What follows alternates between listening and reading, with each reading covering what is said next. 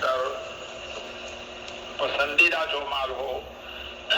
وہی اللہ کے راستے میں خرچ کرنا چاہیے۔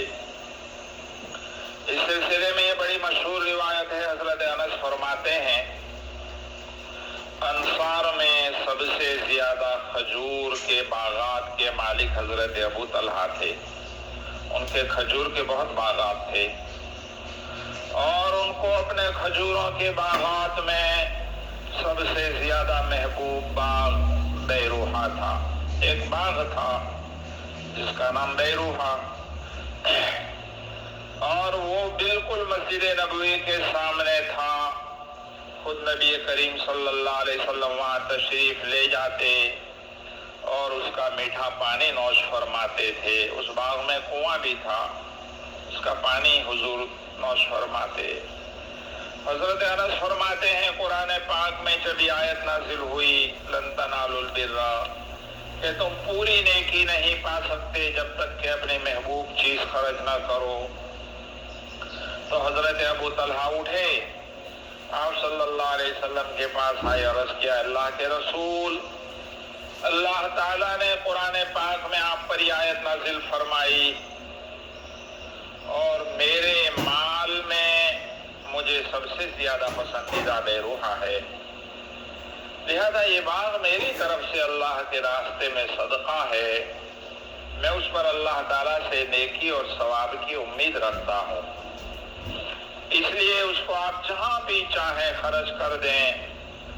آپ صلی اللہ علیہ وسلم نے سن کر فرمایا واہ بھائی واہ، یہ تو بڑا عمدہ اور نفع دینے والا مال ہے، یہ تو بڑا عمدہ اور نفع دینے والا مال ہے، 2 مرتبہ فرمایا، اور تم نے جو بات کہی وہ بھی میں نے سن لی۔ پھر آپ صلی اللہ علیہ وسلم نے فرمایا میں یہ مناسب سمجھتا ہوں کہ تمہارے رشتہ داروں میں جو غریب اور محتاج ہیں آپ ان کو دے دیجئے۔ چنانچہ حضرت ابو طلحہ نے آپ صلی اللہ علیہ وسلم کے اس ارشاد کو سن کر عرض کیا اللہ کے رسول میں اسی طرح کروں گا۔ اس کے بعد حضرت ابو طلحہ نے اس باغ کو اپنے چچا زاد بھائیوں اور رشتہ داروں میں تقسیم کر دیا۔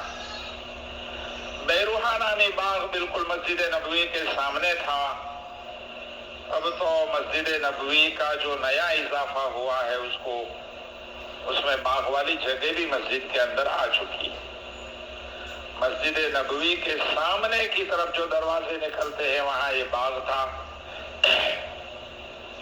پہلے وہاں ظاہری علامت زیادہ واضح تھی، لیکن جب لوگ اس طرف جانے لگے تو چونکہ حکومت کو اس چیزوں سے چڑ ہے اس لیے اس علامت کو بھی چھپا دیا۔ نبی کریم صلی اللہ علیہ وسلم کے زمانے میں وہ باغ مسجد نبوی سے ذرا سی دوری پر بالکل سامنے کی طرف تھا۔ بعض روایتوں میں ہے کہ انہوں نے یہ بھی عرض کیا اللہ کے رسول یہ باغ چونکہ ایک بڑی چیز ہے، میرا تو جی یہ چاہتا تھا کہ کسی کو پتہ بھی نہ چلے کہ یہ باغ میں نے اللہ کے راستے میں صدقہ کیا، لیکن اب بڑی چیز ہے تو پتہ چل ہی جائے گا، لیکن یہ چیز تو چھپنے والی نہیں، اس لیے میں آپ کے سامنے ظاہر کر رہا ہوں۔ یہ درخواست کر کے انہوں نے کہا اللہ کے رسول اب اس باغ کو آپ جہاں چاہیں صرف کریں۔ اس سے یہ بھی معلوم ہوا کہ آدمی کوئی عمدہ اچھی چیز خرچ کرنا چاہتا ہے تو اپنے بڑوں کے ذریعے خرچ کروائے، وہ چیز ان کے حوالے کرے کہ آپ اس کو جہاں مناسب سمجھے دیں۔ دیکھو حضرت ابو طلحہ نے ایسا ہی کیا،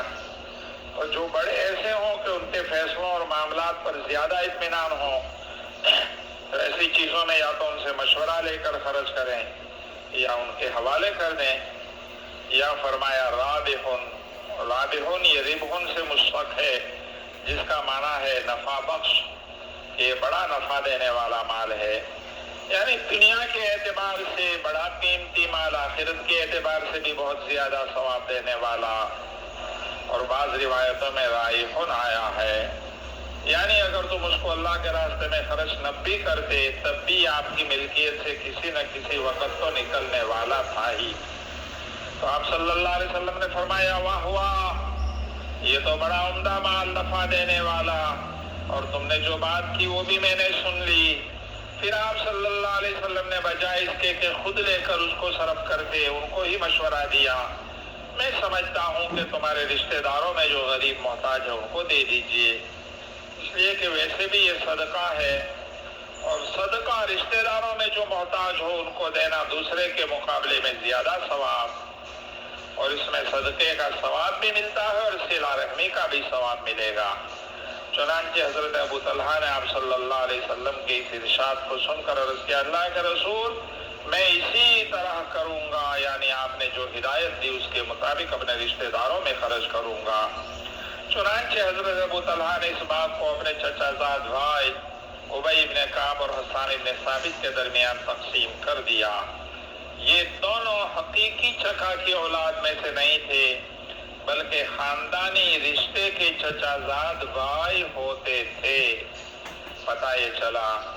صحابہ کرام کو قرآن کریم کے جو احکامات نئے نئے اترتے تھے اس پر عمل کرنے کا کتنا شوق۔ کل گزشتہ بھی تعلیم کے اندر سنا کہ بعض صحابہ کرام نے عبداللہ ابن عمر نے حضرت عمر رضی اللہ تعالیٰ عنہ نے اپنے پسندیدہ باندیاں اللہ کے راستے میں آزاد کر دیں جب یہ آیت نازل ہوئی،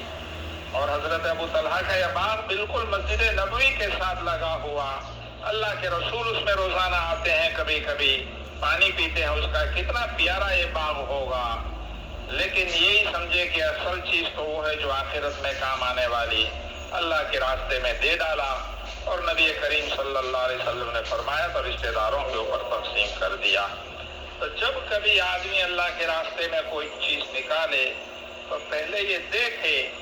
اپنے رشتہ داروں میں اگر کوئی ضرورت مند ہیں، تکلیف میں ہیں کہ ان کو مدد کرنے کی ضرورت ہے